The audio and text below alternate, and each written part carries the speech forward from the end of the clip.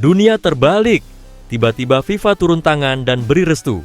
Mengejutkan yang langsung buat timnas Indonesia mendadak untung besar di round 4 kualifikasi Piala Dunia 2026. Sementara itu, media Korea mulai panas dingin dan tanpa ampun menyemprot Patrick Kluivert dengan kritik pedas. Bagaikan hujan meteor di tengah malam. Ada apa di balik restu kilat FIFA ini?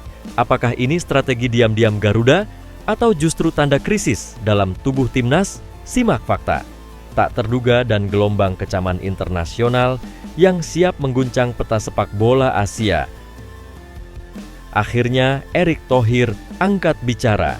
Isu panas yang sudah membakar jagat sepak bola tanah air kini mulai terungkap. Marcelino Ferdinand, si anak ajaib timnas Indonesia, dikabarkan bakal dipinjamkan ke klub Belanda. Tapi tunggu dulu. Apa kata sang ketua umum PSSI? Dengan nada serius dan wajah tak berkedip, Erick sampaikan pernyataan yang langsung buat netizen menahan napas. Apakah ini langkah strategis atau ada drama di balik transfer senyap ini? Jangan lewatkan fakta mengejutkan yang bisa mengubah masa depan sang wonderkid Garuda. Air mata di negeri Sakura, Sandy Walsh, bek kuat timnas Indonesia yang selama ini dikenal tegar dan tangguh, akhirnya curhat penuh luka. Setelah jarang diturunkan di Jepang, kata-katanya menyayat hati seperti jeritan sunyi di tengah ribuan penonton yang tak peduli apa yang sebenarnya terjadi.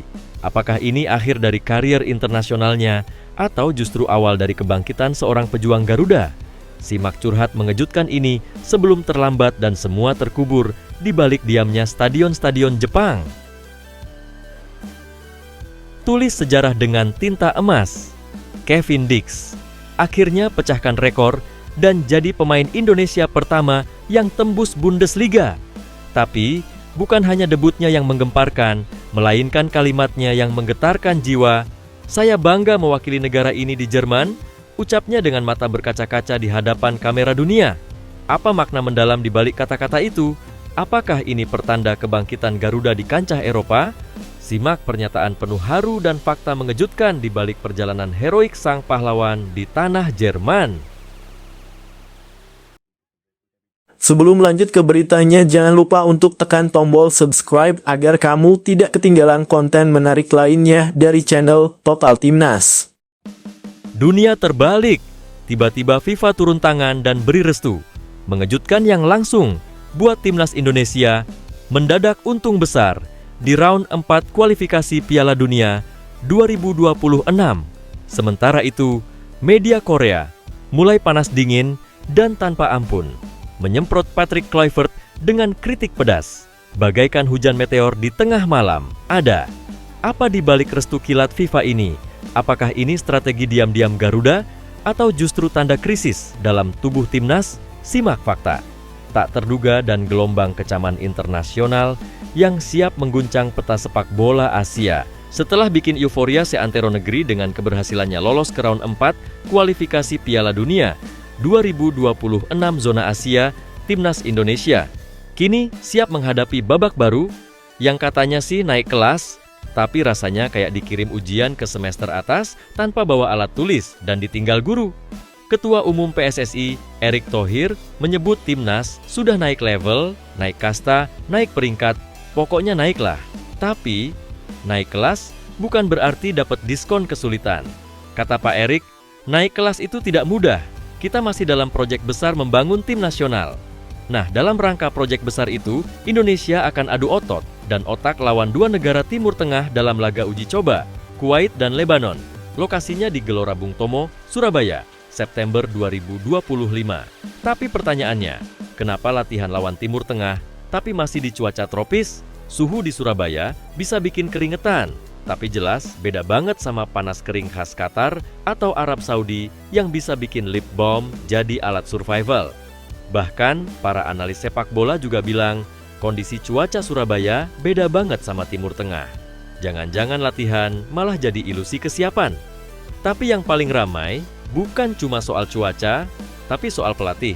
Yup, Patrick Kluivert, mantan striker Belanda yang entah gimana ceritanya bisa duduk manis di bench timnas, masih dipertahankan PSSI. Padahal baru-baru ini dibantai Jepang 6-0 dengan gaya main yang bikin netizen berpikir dia ngambil taktik dari YouTube prank bola. Media Korea Selatan, Sport Seoul, bahkan terang-terangan menyindir keputusan ini. Kenapa Shin Tae-yong yang berjasa justru didepak, sedangkan Kluivert malah dijaga seperti harta karun? Bahkan anggota DPR, Andre Rosiade, sampai angkat suara. Kalau Kluivert gagal bawa Indonesia ke Piala Dunia, pecat. Loh, makin panas nih. Tapi PSSI tetap kalem. Mereka bilang ini soal pembangunan jangka panjang, bukan hasil instan. Masalahnya, netizen plus 62 itu butuh harapan yang langsung bisa diklik dan dibagikan, bukan rencana jangka panjang yang hasilnya baru terasa di Piala Dunia 2034. Dan jangan lupakan fakta pahit lain. Saat main tandang, timnas kita sering berubah jadi tim amatir. 2 kali seri, 3 kali kalah. Main di luar rumah kayak anak kos pulang ke kampung halaman, bingung mau ngapain. Tapi tenang dulu, ada kabar baik juga, biar nggak stres total. Indonesia dipastikan naik ranking FIFA ke posisi 118 dunia dari 123. Sebuah pencapaian yang meskipun kecil, tetap bisa dibanggakan. Hitung-hitung, bisa jadi bahan flex ke fans Vietnam dan Malaysia di kolom komentar Instagram. Ditambah lagi, akan ada pemain naturalisasi baru di lini tengah dan depan. Artinya, stok pemain makin kaya. Tinggal pelatihnya aja yang masih miskin ide. Kesimpulannya, timnas naik kelas, tapi ujiannya lebih brutal. Uji coba, lawan Lebanon dan Kuwait jadi gladi resik menuju medan perang sesungguhnya. Cuaca beda, tekanan beda, dan lawannya nanti bukan ecek-ecek, tapi pelatihnya masih Kluivert yang belum terbukti dan makin sering dikritik. Pertanyaannya sekarang, sampai kapan PSSI bertahan dengan proyek jangka panjang sambil membiarkan Garuda terbang rendah? Bagaimana menurut kalian? Apakah timnas kita bisa beneran bersinar di round 4 ini atau malah jadi bulan-bulanan negara Timur Tengah lagi? Haruskah Kluivert out sebelum kita makin malu-maluin? Tulis komentar kalian sekarang juga, biar PSSI dan Kluivert baca sambil mikir ulang keputusan mereka.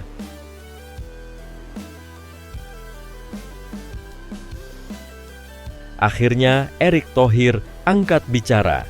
Isu panas yang sudah membakar jagat sepak bola tanah air, kini mulai terungkap. Marcelino Ferdinand, si anak ajaib timnas Indonesia, dikabarkan bakal dipinjamkan ke klub Belanda.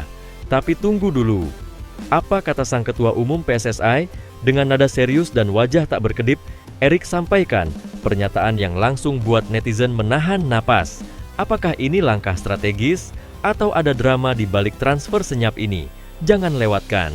Fakta mengejutkan yang bisa mengubah masa depan sang wonderkid Garuda. Ketua Umum PSSI Erick Thohir, yang juga pemilik klub Oxford United, buka suara soal rumor Marcelino Ferdinand yang bakal dipinjamkan ke klub lain. Marcelino Ferdinand memang diketahui telah bergabung dengan Oxford United sejak Agustus 2024 lalu. Akan tetapi, setelah bergabung dengan klub yang beraksi di divisi Championship Inggris tersebut, ia masih minim menit bermain. Bahkan selama berseragam Oxford United, Marcelino Ferdinand baru tercatat bermain 2 kali. Ia tercatat baru bermain melawan Exeter dalam laga Piala FA.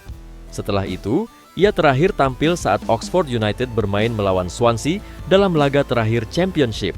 Situasi ini membuat nama Marcelino Ferdinand sempat diisukan bakal bergabung dengan klub lain. Mantan pemain Persebaya Surabaya itu bahkan belakangan ini dikaitkan dengan klub Belanda. Spekulasi ini juga sempat ditanyakan kepada Marcelino Ferdinand saat tiba di Bandara Soekarno-Hatta, Kamis, 3 Juli 2025.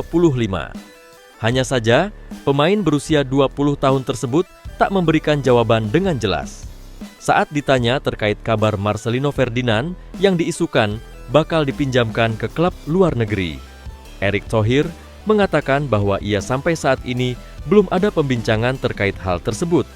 Chairman-nya, Grant Ferguson, tadi laporan, belum ada pembicaraan juga dari klub Belanda, ujar Erick Thohir saat ditemui awak media di kawasan Senayan Sabtu, 65 Juli 2025.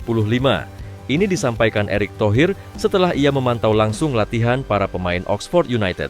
Erick Thohir dalam pernyataan masih menyiratkan kesan ada kemungkinan Marcelino dikirim untuk mencari jam terbang di tempat lain. Walaupun ia tetap ingin melihat bagaimana adaptasi pemain timnas Indonesia dengan klub asal Inggris tersebut. Marcelino berlatih sangat baik, kata Erick Thohir.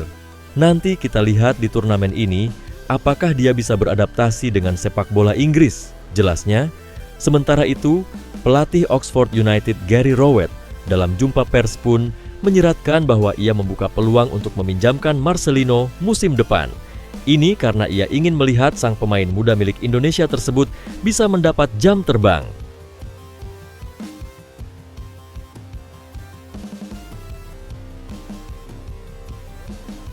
Air mata di negeri Sakura, Sandy Walsh, bek kuat timnas Indonesia yang selama ini dikenal tegar dan tangguh, akhirnya curhat penuh luka. Setelah jarang diturunkan di Jepang, kata-katanya menyayat hati seperti jeritan sunyi di tengah ribuan penonton yang tak peduli apa yang sebenarnya terjadi. Apakah ini akhir dari karier internasionalnya atau justru awal dari kebangkitan seorang pejuang Garuda? Simak curhat mengejutkan ini sebelum terlambat dan semua terkubur di balik diamnya stadion-stadion Jepang. Sandy Walsh minta supporter sabar karena masih sulit mendapatkan menit bermain di Yokohama F. Marinos. Sandy didatangkan dari Cafe McLean pada awal tahun ini. Sejak merapat dia hanya tampil dalam 12 pertandingan untuk Marinos. Tentu, ini kondisi yang kurang menguntungkan karena dia sebenarnya masih bisa bersaing. Sandy Walsh menjelaskan bahwa terkait pemilihan pemain adalah keputusan pelatih. Dia hanya bisa berusaha untuk memberikan yang terbaik di sesi latihan agar mendapatkan kesempatan. Tentunya, dia menyadari bahwa banyak fan yang kecewa karena jarang bisa melihat aksinya di dalam tim. Ya, sepak bola adalah tentang pilihan. Dan ketika Anda bermain dalam sebuah tim, pemilihan, starting 11, selalu yang terbaik untuk tim. Tentu saja, sebagai pemain sepak bola seperti saya tidak akan mengatakan bahwa saya tidak ingin, bahwa saya tidak bahagia, tetapi saya bahagia berada di tim ini. Jika saya tidak bermain starter, saya akan selalu siap untuk bermain demi tim, dan saya bisa memahami bahwa banyak fans Indonesia yang kecewa, tapi itu adalah yang terbaik untuk tim. Kata Sandy Walsh dilansir bolasport.com dari kanal YouTube J-League International. Pemain berusia 30 tahun ini akan coba bertahan di Marinos. Menurutnya, saat ini yang utama adalah bisa memberikan kontribusi di dalam tim meski tidak turun sejak menit pertama. Dia akan siap saat dibutuhkan oleh tim dan ingin tampil maksimal di setiap pertandingan. Berjuang mendapatkan menit bermain adalah target terdekatnya saat ini. Jadi saya tetaplah seperti pemain lain yang berkarier di luar negeri atau bermain di sebuah tim. Menjadi bagian dari tim meskipun kami tidak bermain sejak awal pertandingan. Kami tidak bisa mengontrolnya, tapi yang dapat kami lakukan adalah ketika bermain, kami selalu memberikan 100% dan bersiaplah untuk momen itu, ujarnya.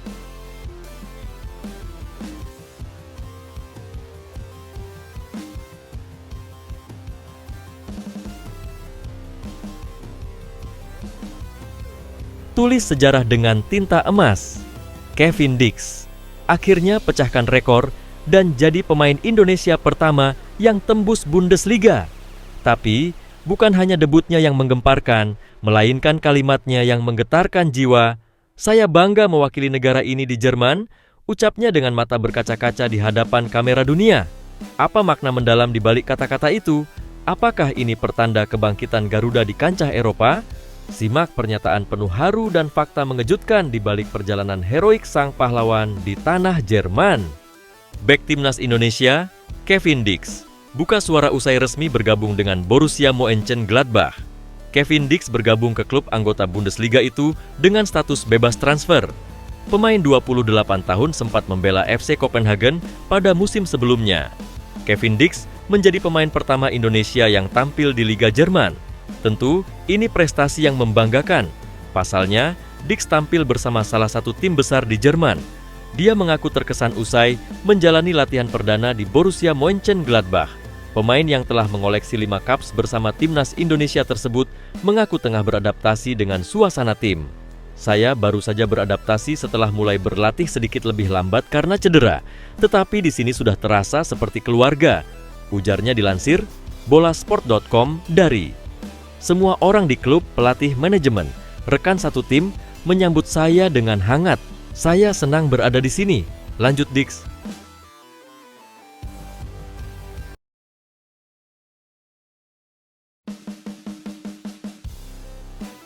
Akhirnya, Patrick Kluivert tersenyum lebar.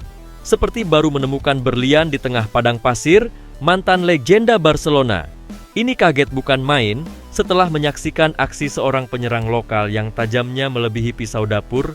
Ibu-ibu lagi marah, sosok misterius ini diklaim bisa jadi ujung tombak masa depan timnas Indonesia dan siap membuat lawan-lawan Asia gigit jari. Siapa dia? Dari klub mana? Dan kenapa Kluivert langsung jatuh hati? Jangan lewatkan fakta mengejutkan yang bisa mengubah sejarah Garuda di Piala Dunia 2026. Patrick Kluivert dijamin bahagia saat ini. Sebab, ia baru saja menemukan penyerang lokal tajam yang tenaganya dapat diandalkan saat timnas Indonesia melakoni uji coba kontra Lebanon dan Kuwait di Surabaya pada September 2025. Penyerang lokal yang dimaksud adalah Axel Runtukahu. Pesepak bola 26 tahun ini tampil gemilang saat membela Liga Indonesia All-Star kontra Oxford United di laga pertama Grup B Piala Presiden 2025 yang dilangsungkan di Stadion Utama Gelora Bung Karno, SUGBK, Minggu 6 Juli 2025. Axel Runtukahu yang masuk di babak kedua berhasil membobol gawang Oxford United di menit 80. Meski hanya memiliki tinggi badan 179 cm, penyerang anyar Persija Jakarta ini mengungguli bek-bek Oxford United yang bertinggi badan 190 cm saat duel udara. Alhasil, sundulan Axel Runtukahu meluncur mulus ke gawang Oxford United. Gol Axel Runtukahu menjadi yang terakhir dalam laga tersebut. Skor akhir 6-3 untuk kemenangan Oxford United atas Liga Indonesia All-Star. Musim lalu, Axel Runtukahu tampil 19 kali di Liga 1 dengan koleksi 3 gol bersama Barito Putra. Level permainan Axel Runtukahu dijamin meningkat di Liga 1 2025 sampai 2026 karena bakal satu tim dengan pemain-pemain top. Ia berkesempatan latihan bareng dengan penyerang top asal Brasil milik Persija Jakarta, Gustavo Almeida. Axel Runtukahu juga dapat belajar membaca permainan dari bek sekaliber Jordi Amat yang baru saja resmi gabung Persija Jakarta. Pengalaman yang didapat di Persija Jakarta dapat dijadikan modal Axel Runtukahu untuk lebih berkembang. Ujung-ujungnya, peluang Axel Runtukahu membela timnas Indonesia asuhan Patrick Kluivert semakin terbuka. Pesaing Axel Runtukahu untuk menembus skuad timnas Indonesia ada beberapa nama. Ramadan Sananta, DPMM, Dimas Drajad, Persib Bandung, dan Hoki Caraka, SPPSS Sleman, merupakan beberapa pesaing penyerang 26 tahun tersebut. Belum lagi ada Mauro Zylstra, FC Volendam, yang dalam proses naturalisasi. Karena itu, ajang Piala Presiden 2025 dan Liga 1 2025 sampai 2026 yang dimulai Agustus 2025 dapat dijadikan momentum Axel Runtukahu menarik perhatian Patrick Kluivert. Peluang Axel Runtukahu dipanggil Patrick Kluivert sangat besar. Sebab Patrick Kluivert tak segan memanggil banyak pemain yang berkarier bersama klub-klub Liga 1. Warga Plus 62, bersiaplah karena dunia sepak bola kembali diguncang dengan kabar yang bikin jantung pecinta timnas Indonesia berdetak 2 kali lebih cepat. Satu karena harapan, satu lagi karena deg-degan. Indonesia dipastikan lolos ke Piala Dunia 2026 setelah Iran didiskualifikasi oleh FIFA. Judulnya memang bikin netizen langsung buka kalkulator buat ngitung tiket ke Kanada, Meksiko, dan Amerika Serikat. Bahkan ada yang sudah googling oleh-oleh khas Meksiko buat tetangga, padahal baru juga baca paragraf pertama. Jadi ceritanya begini. Menurut beberapa media internasional yang katanya insight banget, Iran berpotensi dicoret dari Piala Dunia 2026 oleh FIFA. Bukan karena performa buruk, bukan karena kalah sama timnas Indonesia, belum ketemu, tapi karena alasan non-sepak bola, alias alasan di luar rumput stadion, alias urusan yang lebih ruwet dari VAR dan lebih misterius dari taktik Patrick Kluivert saat lawan Jepang. Kalau benar Iran didiskualifikasi, maka terbuka jalan selebar tol Cipali bagi timnas Indonesia menuju panggung sepak bola terbesar di jagat raya, Piala Dunia 2026. Untuk diketahui, saat ini dari Asia sudah ada 7 tim yang memastikan diri lolos ke Piala Dunia, yaitu Iran, Uzbekistan, Korea Selatan, Yordania, Jepang, dan Australia. Tapi kalau Iran benar-benar disanksi oleh FIFA, maka akan ada kursi kosong yang menganggur dan bisa saja diisi oleh negara lain. Dan disitulah netizen mulai menyebut nama Indonesia. Beberapa pengamat, komentator, dan netizen dengan akun fake bola telah mengajukan berbagai teori dari yang masuk akal hingga yang ngawur bin konyol. Kalau Rusia dulu aja bisa didiskualifikasi, Iran juga bisa dong. Lah Indonesia, tinggal nunggu giliran. Garuda udah nyiapin paspor loh, tinggal ACC dari FIFA aja nih. Pemain keturunan makin banyak, ini saatnya mereka dipakai buat nyusul Qatar. Menurut kabar dari siaran TV nasional dan media internasional, jika Iran benar-benar ditendang dari Piala Dunia, maka FIFA dan AFC kemungkinan akan mengatur ulang skema kualifikasi zona Asia. Salah satu opsi yang sedang dibicarakan di backstage federasi adalah menambah jatah tim dari babak kualifikasi keempat Asia. Artinya, bukan cuma 2 tim terbaik dari babak itu yang akan lolos, tapi bisa jadi 3. Lah, Indonesia ada di mana? Indonesia yang saat ini berada di pot 3 bersama Oman untuk babak keempat, secara matematis masih punya peluang. Dan dengan potensi tambahan pemain keturunan seperti Pascal Struijk, Leeds, Miliano Jonathans, Utrecht, Tristan Guyger, Ajax, Laurin Ulrich, Magdeburg, serta Mauro Zielstra yang katanya udah siap seragam, maka timnas bisa berubah dari Garuda ke Garuda. Super Saiyan siap tempur di babak kualifikasi dengan gaya Eropa tapi semangat bakso Malang. Tapi jangan keburu pesan tiket dulu, karena meski terdengar manis dan bikin ngiler, Sekretaris Jenderal AFC, Datuk Seri Winsor Paul John, langsung angkat suara layaknya dosen pembimbing skripsi yang baru baca bab 1 dan langsung bilang, masih terlalu dini untuk menyimpulkan. Kata beliau, FIFA dan AFC masih mencari solusi terbaik sebelum Piala Dunia 2026 digelar. Kami pasti akan menemukan solusinya jika sudah waktunya, kata beliau dengan tenang, sambil mungkin tersenyum tipis melihat Indonesia heboh duluan. Jadi intinya, walaupun Iran mungkin tersingkir, bukan berarti Indonesia otomatis melenggang santai ke Piala Dunia 2026. Tetap harus tempur di babak keempat, harus kasih keringat, darah, dan kalau perlu, air mata, karena lawannya bukan kaleng-kaleng. Ada Qatar, UEA, Irak, dan tim-tim Asia lain yang sudah biasa tampil di panggung besar. Menurut jadwal AFC, babak keempat kualifikasi bakal digelar November 2025. Setelah itu, pengundian grup untuk Piala Dunia akan digelar Desember.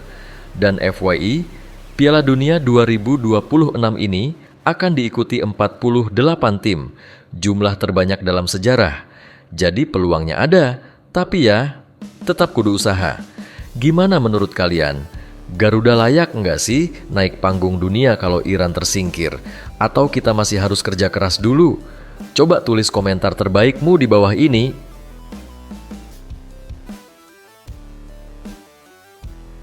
Petir menyambar di siang bolong, Frank van Kempen resmi didapuk jadi pelatih timnas Indonesia U20, dan kata-kata pertamanya langsung membuat jutaan hati supporter Garuda berdetak kencang. Dengan wajah tegas dan penuh karisma Eropa, apa isi pernyataan penuh gairah itu? Apakah ini tanda kebangkitan generasi emas? Simak selengkapnya sebelum semua orang heboh di medsos. Kata-kata Frank van Kempen usai resmi ditunjuk jadi pelatih timnas Indonesia U20. Juru taktik asal Belanda itu langsung soroti talenta di tanah air. Menurutnya, ada banyak talenta pemain yang luar biasa di Indonesia. Dia pun tak sabar menangani timnas Indonesia U20 hingga berjaya. Frank van Kempen memiliki latar belakang yang ciamik dan telah lama berkecimpung dalam pengembangan pemain muda di Eropa, khususnya Belanda.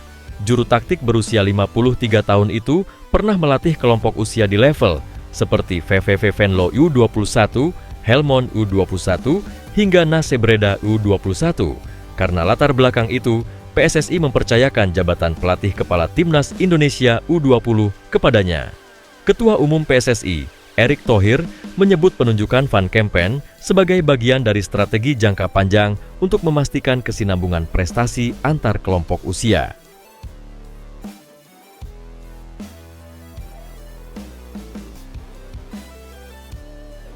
Ada yang janggal di langit GBK. Ole Romeni, striker andalan timnas Indonesia, tiba-tiba mengaku merasa aneh dan seperti bukan dirinya sendiri saat berlari di atas rumput SUGBK, tapi bukan karena cedera, bukan karena lawan kuat, melainkan karena ia tak mengenakan jersey merah putih. Kebanggaan, ada apa gerangan? Simak pengakuan mengejutkan Ole Romeni yang bisa membuat hati fans Garuda tergores dalam-dalam. Penyerang Oxford United, Ole Romeni, merasa aneh saat bermain melawan Liga Indonesia All-Star di laga pembuka grup A Piala Presiden 2025. Pasalnya ia yang biasa memakai jersey timnas Indonesia saat bermain di Stadion Utama Gelora Bung Karno, SUGBK, kini justru menggunakan jersey Oxford United. Ole Romeni dimainkan Oxford United sejak awal pertandingan pada laga kontra Liga Indonesia All-Stars di laga pertama, Grup A Piala Presiden 2025, laga tersebut dihelat di SUGBK, Jakarta pada Minggu 6 Juli 2025 malam WIB. Dalam laga itu, Oxford United mampu menumbangkan Liga Indonesia All-Stars dengan skor akhir 6-3. 6 gol untuk The Ox, julukan Oxford United, dicatat oleh Mark Harris, 4 menit, 30, Michael Helik, 45, Tom Bradshaw, 52, Placeta, 56, dan Brian De Keersmaker, 68. Sementara, 3 gol untuk Liga Indonesia All-Stars dibukukan oleh Rico Simanjuntak, 14 menit, Rizky Febrianto, 74 menit, dan Axel Runtukahu, 80 menit.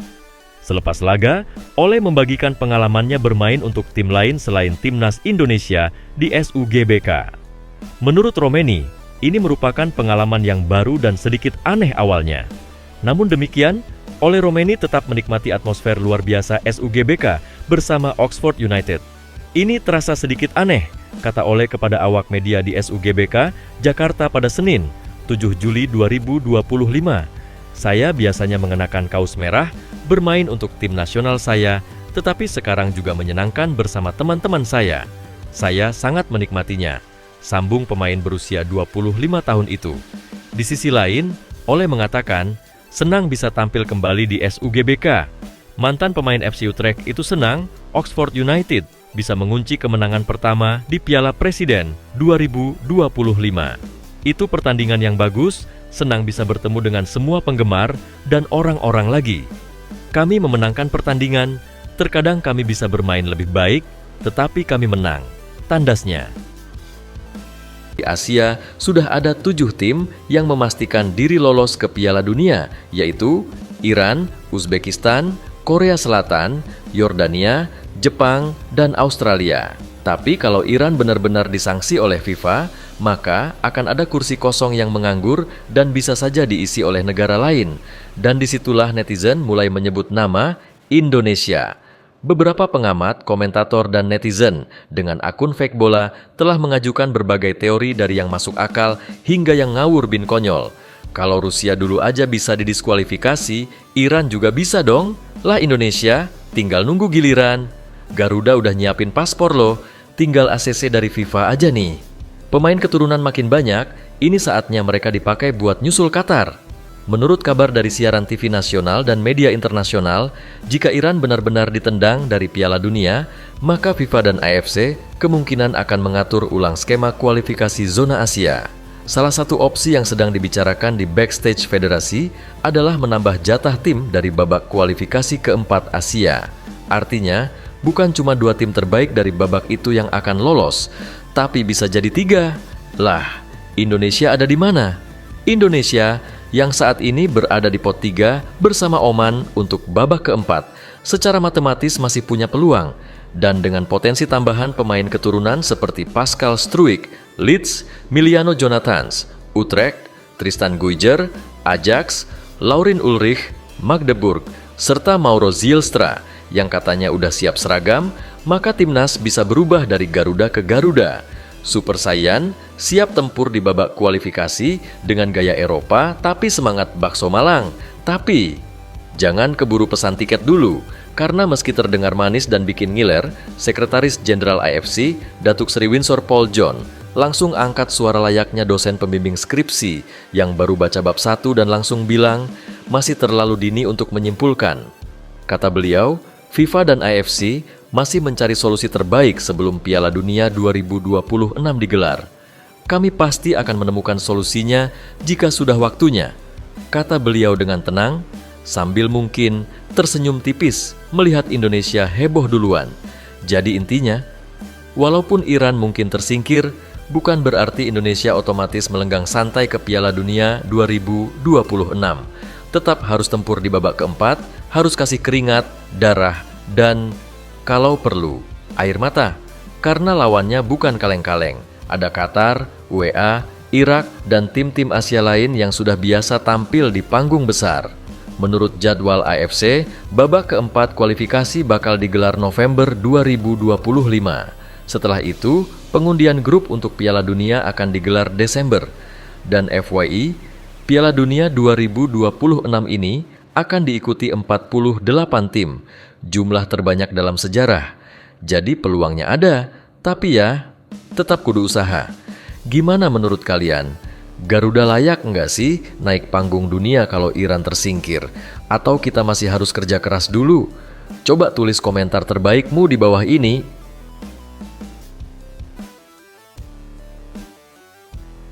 Petir menyambar di siang bolong, Frank van Kempen resmi didapuk jadi pelatih timnas Indonesia U20 dan kata-kata pertamanya langsung membuat jutaan hati supporter Garuda berdetak kencang. Dengan wajah tegas dan penuh karisma Eropa, apa isi pernyataan penuh gairah itu? Apakah ini tanda kebangkitan generasi emas? Simak selengkapnya sebelum semua orang heboh di medsos. Kata-kata Frank van Kempen usai resmi ditunjuk jadi pelatih timnas Indonesia U20. Juru taktik asal Belanda itu langsung soroti